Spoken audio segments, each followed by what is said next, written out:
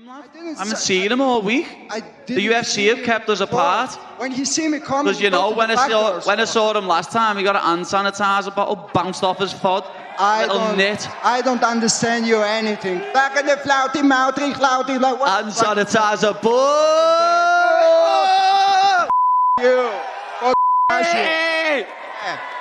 You want to talk even knows you by your name, lad. You're known as hand sanitizer, boy. You little mongrel. Live in Spain. Try to do it. You were born in Germany and you live in Spain. You little mongrel. Shut up. That's what you are. You're a little mongrel. Shut up. If not, I'm gonna stand up and I'm gonna crash your face right here. Do it then, you little fart. You have another question? Do it. Do it then, you little. What? Do it. Do it. Come on, do something then. Do something. Stand up. What'll you do? You'll do nothing. You'll do nothing, you little fart. Go and sit back down. Oh, give me a break, you dastardly dastards. You want Ilia Topuria versus Paddy Pimblett with every fine grain of your being. You want it more than you want clean water to drink and a pot to piss in. You can't lie to me. I have a little friend here who happens to be telepathic. His name is Ethom, and he can read all of your silly little minds. He has reported to me in good faith that all of you, despite your bemoaning of the fact that Paddy hasn't done enough to warrant getting the next shot and needs to stake his claim first, secretly kind of want this fight very much actually, and wouldn't be devastated to hear the announcement. Were this fight to be officially scheduled, all of you would secretly rejoice in the shadows. First of all, I do want to apologize to all my lovelies at the Gap and Uploads. I was hit with a foul case of the dreaded fungus and was taken out of commission for several days. But this is a topic that I've been meaning to touch on for a full week at this point. I've just been sat here all sickly and useless just stewing on it. I wanted to make this video literally almost an entire week ago, but I was so nasally and nasty and disgusting that it would have sounded like I had big hairy balls in my mouth. Were I to make this earlier, everyone would have been like, he's got balls in his mouth. And I would have been like, no. So I decided to wait. But regardless of how late this is, I want my turn to yap about it. I'm out here like Internet Explorer out this bitch. Okay, where was I?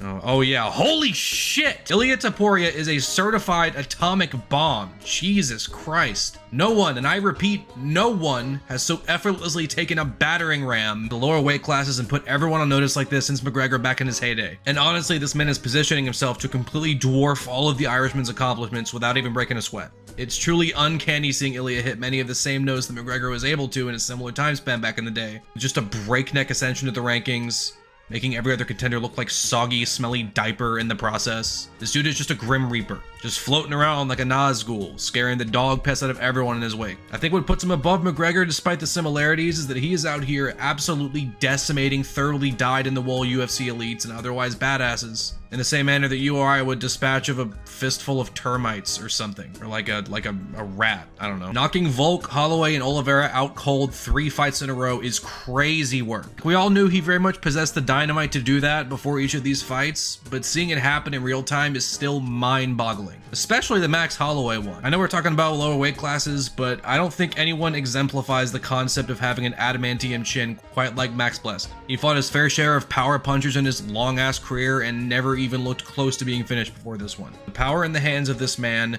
is truly spooky. I think if any normal Joe like you or I were to like cut this guy off in traffic or spill grape soda on his shoes or something, and he were to square up and take one good swing, I think you or I would actually die before the punch even landed. I know people tend to roll their eyes at this sort of thing, but I seriously feel like Topuria is out here speed running GOAT status. If he defends a few times at lightweight and then tries to go up again and take on Makhachev at 170, then I don't care what any of the arguments are to the contrary. He's the GOAT at that point. That's all a good ways down the road, and we'll have to see how things play out in the meantime. I by no means want him vacating after one defense again. I don't think any of that is out of the question. I don't think anyone in this top 15, not a single soul, has a chance of swiping this belt from him. I don't think anyone can take the level of punishment he dishes out. I don't see anyone outworking him. I just don't see it. If it's on the feet, Topuria wins. But if someone like a Makhachev or maybe Sarukian were able to insist on extended grappling sequences and were able to overpower Ilia because of the size difference, then maybe, I don't know. On that note, yes, Sarukian should be next in line, obviously. His back-to-back wins over Dariush and Oliveira are light speed more impressive than anything anyone else has had going on in the top 5 recently. And I definitely think he probably poses the greatest threat skill for skill out of any of them. They should give him the next shot, Paddy should fight Gaethje, and Hooker should probably solidify a spot with another win over someone behind him. Since let's be real, he just about barely won that Gamrot fight, like by a piss hair. So yes, in a just world, this is how things would play out. However, this man clearly royally pissed off the top brass after getting his title shot swiped out the last second from Moicano instead. Dana made it clear that he wasn't gonna just waltz back into another one. Arman Sarukin, what do you do with him at this point? I mean, do you automatically rebook him in the next title fight? Do you go back to the drawing board? No. Yeah, he's going back to the drawing board. I don't want anybody to ever fight Hurt, ever. You know,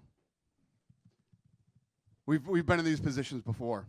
Went down there with the doctor. Went down there with Heather from the PI, who is, you can ask any fighter or anybody else. She's the best in the world, and you know, you miss opportunities sometimes, and he did.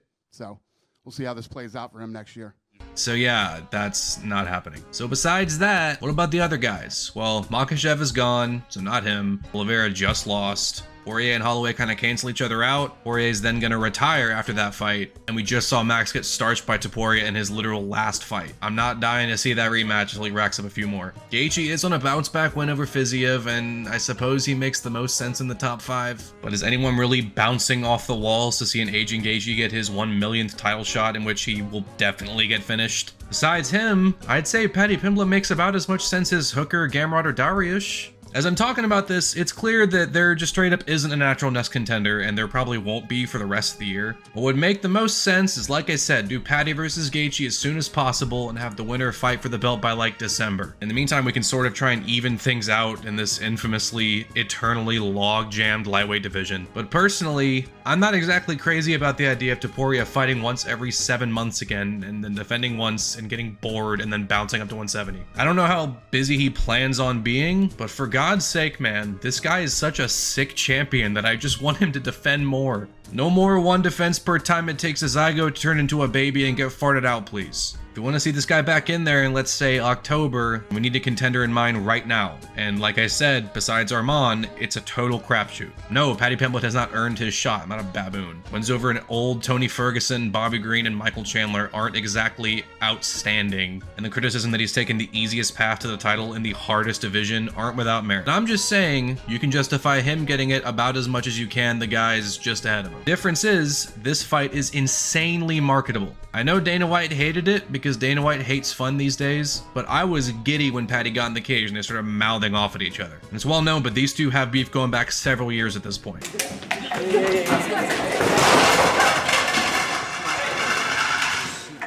That shirt. Fuck you, bitch. Fuck you, bitch.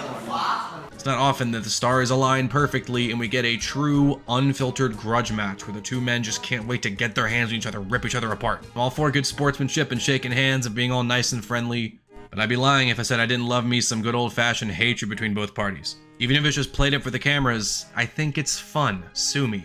I've yapped and I've yapped for long enough, but the basic gist is no, Pimblett is not the next logical pick for a title shot, and no, he wouldn't win. Poirier will play with that chin like a basketball. But him being essentially 2 weight classes above Ilya and having a seriously ruthless ground game could make things interesting, perhaps? Maybe? Probably not really. He did look like a world beater in that Chandler fight, which was surprising, so maybe he'd do better than we expect? I don't know. I don't think he'll win, but I want to see the build-up. Let's just say I wouldn't be ripping cigs and smashing furniture in a rage if this fight were to be announced. And if you're being honest with yourself, you wouldn't mind it either.